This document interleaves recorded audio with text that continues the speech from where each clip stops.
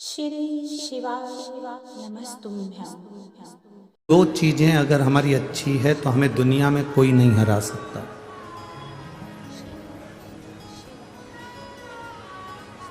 दो चीजें अगर हमारी श्रेष्ठ है तो हमें दुनिया में कोई नीचा नहीं दिखा सकता। एक हमारा विचार, एक हमारा व्यवहार। एक विचार और एक व्यवहार, ये दो चीजें श्रेष्ठ हो।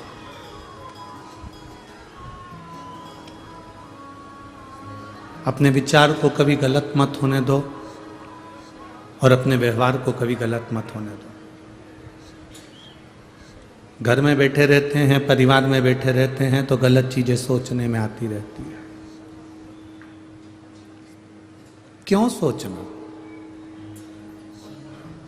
हम गलत क्यों सोचें? अगर हमें सोचना है तो हम अच्छा क्यों नहीं सोचें? हमारे भीतर का जो विचार आएगा वो हमारे सामने प्रकट होगा।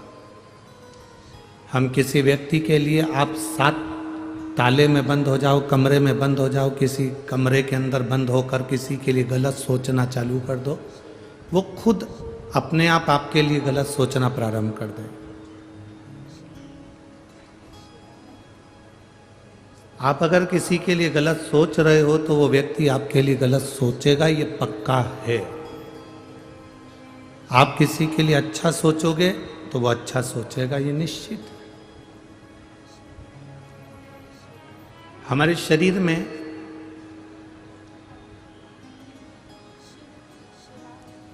तीन स्थान ऐसे हैं जिससे हम परमात्मा को पुकारते हैं।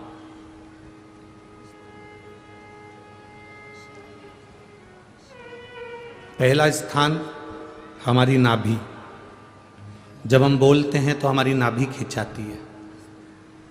एक बार बोल कर देखो, हर हर महादेव। आप जितना तेज भगवान को पुकारोगे आपकी नाभि उतनी तेज खिंचाएगी। आपकी जो डूठी है, नाभि है, टुंडी है, उतनी तेज खिंचाएगी। अब यहाँ नाभि को क्या कहते हैं हमें नहीं मालूम, पर पेट पर जो नाभि होती है, डूठी होती है, वो खिंचाएगी।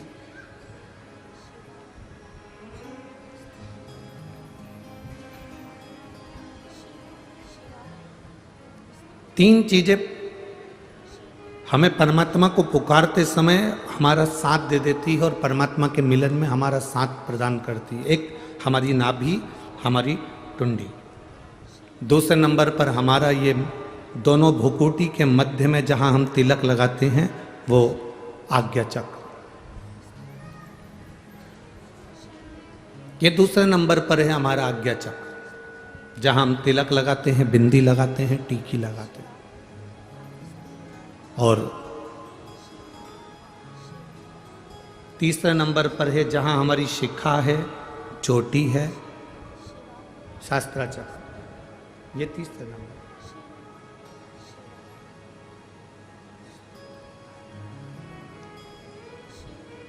जिस समय जो व्यक्ति ज़्यादा बीमार पड़ जाता है, बहुत बीमारियों से ग्रसित हो जाता है, बहुत मात्रा में उसको अगर बीमारी ने घेर लिया, तो शंकर जी पे चढ़े हुए जल का 3 जगह पर अगर वो स्पर्श कर लेता है तो उस व्यक्ति को 15 दिन के अंदर दवाइयाँ काम करने लगती हैं और वो आराम लगना प्रारंभ हो। जल का स्पर्श करा, शंकर जी पे चढ़े हुए जल को लेकर आओ कटोरी में, लोटे में, उसका स्पर्श हमारी नाभि पर हो, उसका स्पर्श हमारे जहां हम तिलक लगाते हैं उस जगह पर 3 उंगली से उसका स्पर्श, ब्रह्मा विष्णु महेश हमारे आज्ञा चक्र पर उसका स्पर्श हो, और उसी जल का स्पर्श हमारे मस्तक पर हो। आप 4 से 5 दिन लगातार भगवान शंकर पे चढ़े हुए जल का स्पर्श 3 जगह पर करते रहेंगे तो व्यक्ति कितनी भी बीमारी से घिरा हो उसको 15 दिन के अंदर उठकर खड़े होना ही पड़ता है।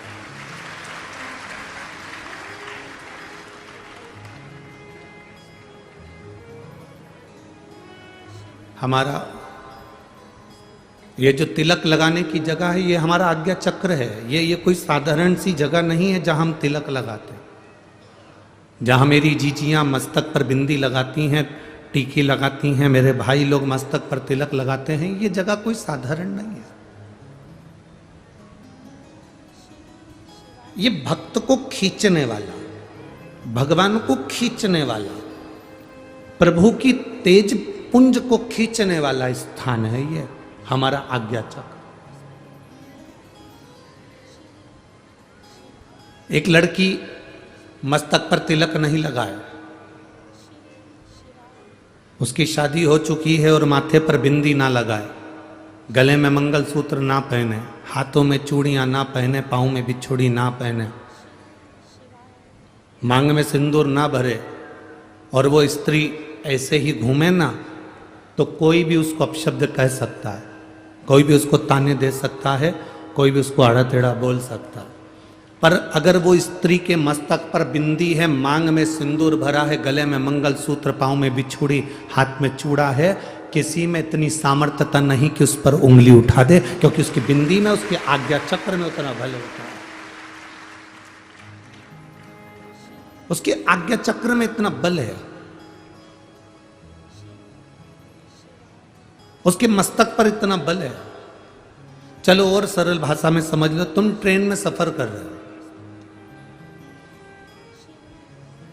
आप सबसे निवेदन करेंगे आप ट्रेन में सफर करो और सफर करते करते आपके सिर पर तिलक नहीं लगाओ, कोई कुंकू हल्दी कुछ भी तुम्हारे मस्तक पर तिलक नहीं लगाए, और तुम ट्रेन में जाकर बहुत भीड़ हो रही है और वहां जाकर तुम खड़े हो जाओ, जाने की तैयारी करो,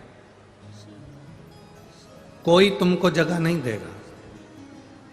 पर यदि तुम्हारे मस्तक पर तिलक लगाए, तुम जो लगाना चाहो, बिंदी लगाओ, नारायण तिलक लगाओ, तुम जिस पंथ के उस पंथ का तिलक लगाओ, चाहे तो त्रिपुंड खींच लो, चाहे तिलक कर लो, और तिलक लगाकर आप ट्रेन में चढ़े तो कोई ना कोई ऐसा बंदा मिल ही जाएगा जो आपको सीट दे देगा या आपको बुलाकर अपने पास में बिठा देगा। ये आज्ञा चक्र है हमारा। जब हम भगवान देवाधिदेव महादेव को, हम तो माताओं से भी कहते हैं, हम पुरुषों से भी कहते हैं, हम बच्चों से भी कहते हैं, हम सबको एक निवेदन हमेशा करते हैं, आज फिर कह रहे हैं। 40 गांव की पवित्र भूमि से हम तो इतना कहना चाहेंगे कि आप अगर शंकर जी के मंदिर में जाते हो, जल लेकर आते हो, आचमन करते हो, तो वहां से जब आओ तब उस भगवान शंकर के चरणों के उस जल को अपनी नाभि स्थल पर, अपने मस्तक पर और अपने सिर के ऊपर उस जल का स्पर्श जरूर करें।